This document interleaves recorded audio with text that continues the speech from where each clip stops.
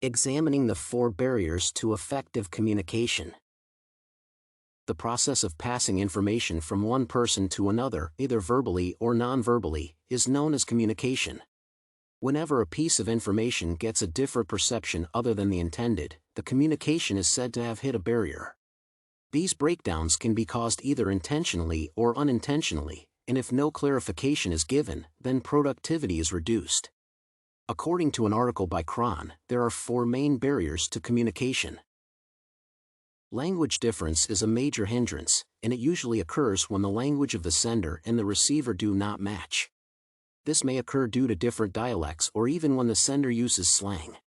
It is, therefore, paramount for both the sender and receiver to speak the same language in order for communication to be successful.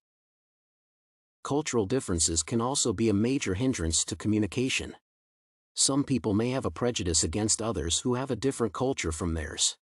Chron also states that gender differences also contribute to communicational barriers between people, especially when men and women are held to different standards. Nevertheless, personality differences may also hinder proper communication among peers. Different people tend to have different communication skills as well. While some are good at expressing themselves, others find it easy to listen and reflect. When these 2 kinds of people communicate together, there may be a hindrance as one may look at some crucial bit while the other may pass on an opportunity to express themselves. Finally, generational differences may hinder communication, and different generations have different eating habits, dressing, and communication skills. The younger generation may have a preference for technology as a primary means of communication, while the older generation may favor face-to-face means of communication. In trying to solve some of these barriers, several measures can be employed by a firm to ensure sufficient communication occurs among colleagues.